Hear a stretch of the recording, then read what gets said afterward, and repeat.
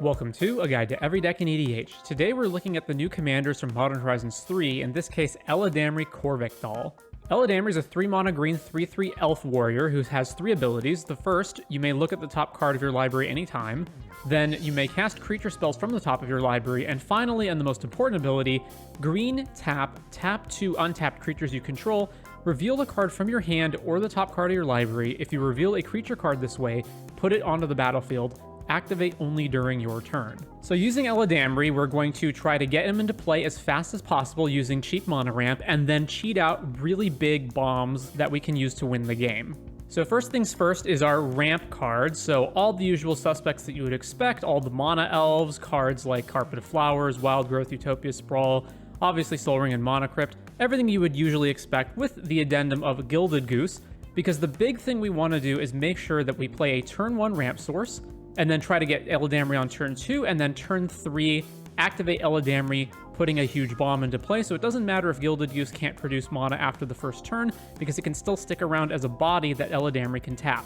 Similar to the mana ramp, we also have some fast mana, particularly Jeweled Lotus, to try to get Eladamri out super fast. Of course, it's not just ramping that we need to do, we also need to provide multiple cheap bodies that Eladamri can tap for, since we need Eladamri plus 2 other creatures. So any time that we can find an effect on a cheap creature is going to be helpful. Eladamri also allows us to cast creature spells off the top of our deck, so once again, any time that we would have an ability that we would otherwise want, if the most efficient version is a non-creature spell, consider replacing that with a creature version instead. Some examples are things like Haywire Might, as opposed to a card like Force of Vigor, for example.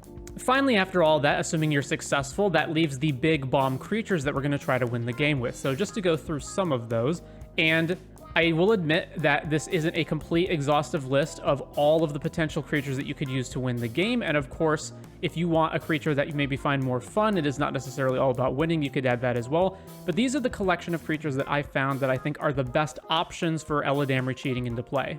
So the first one is Apex Altasaur, 9 mana 10/10. When it enters the battlefield, it fights up to 1 target creature you don't control, and it has Enrage. Whenever it's dealt damage, it fights up to 1 target creature you don't control. So basically, when it enters, you're going to fight something, and then assuming that Apex Altasaur is still alive after fighting, which it probably should be since it's a 10/10, it will trigger its Enrage ability, fighting another thing, and you can continue on fighting each of your opponent's creatures. So a couple things about this. Obviously, it depends on how many creatures your opponents have, what their power is, and how many of them you want to kill, but this can potentially act as a Plague Wind, destroying all of your opponent's creatures.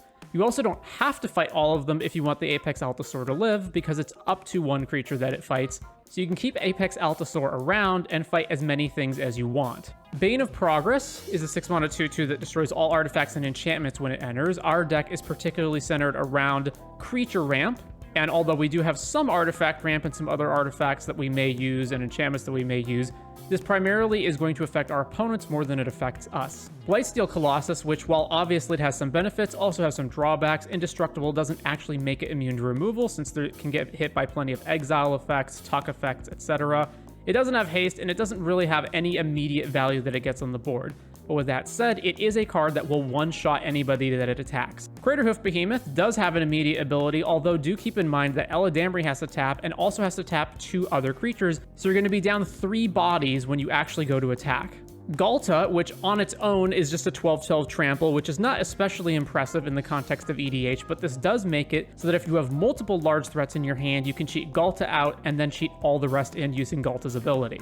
Kogla fights a creature when it enters, and thereafter, if you at least get to attack with it, you can start blowing up artifacts and enchantments. Going further down the list, we have the Eldrazi Titans, Kozilek, Butcher of Truth, and Ulamog the Infinite Gyre, and while neither of these have an Enter the Battlefield ability, they do have a pretty good way of devastating our opponents using their Annihilator 4 abilities.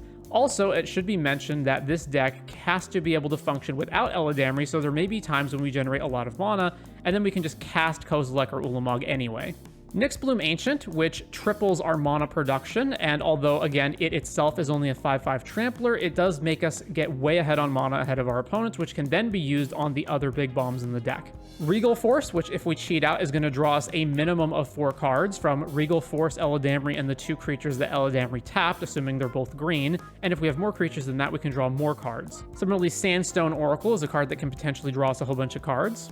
Terastodon, which can blow up 3 different opposing non-creature permanents, and there's plenty of good ones to blow up, such as Rhystic Study, Mana Rocks, etc. Vorinclex, Voice of Hunger, which increases our mana production while stifling our opponents. And then finally, Void Winnower, which shuts off the ability of our opponents to cast spells with even mana values. Now, of course, even mana values doesn't include odd mana values, so our opponents are not completely hard-locked out of the game, but you would be surprised by how devastating this is. To go through the rest of the cards, we have a smattering of card draw outside of the cards we've already covered. The big highlight in particular is Last March of the Ent, which counts as both card draw and an ability to cheat in creatures. We also have something else that cares about the size of our creatures, Greater Good and Disciple of Freyalise. Skull Clamp as well, because we are playing plenty of small creatures that don't matter after we've already activated Eladamri, so we can use this to draw more cards. And of course, the usual suspects like Sylvan Library and the One Ring.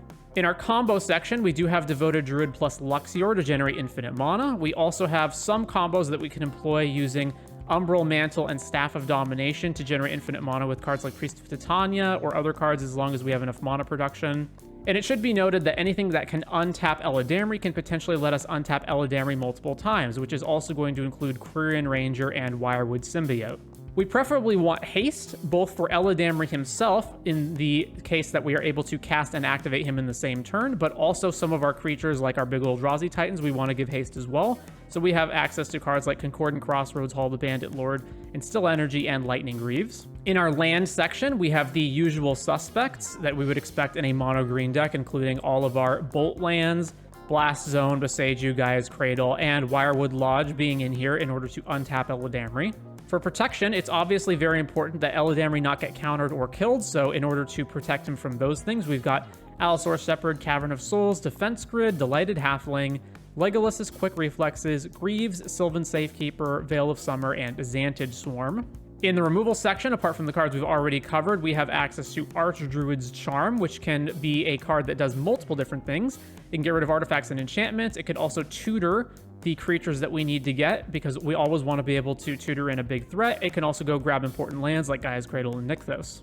We've got our tutors, aside from Archdruid's Charm, because while we do want big creatures to cheat in with Eladamri, we don't want too many of them, because that can leave us in a situation where we just don't have enough cards to do things like ramp into Eladamri, or if Eladamri gets killed, then our hand can be filled with giant big creatures that we can't do anything with, so we do want ways of tutoring them up. In this case, we've got cards like Summoner's Pact, Survival of the Fittest, and Time of Need to put the cards directly into our hand. Worldly Tutor as well. We also have Natural Order to cheat things into play using a card other than Eladamri. And then finally, a few other cards that I didn't cover. Elvish Warmaster and Nest Invader are cards that produce 2 bodies with which we can use to be the 2 bodies that Eladamri needs to tap. So with all that said, that is going to be Eladamri Korvecdal in EDH.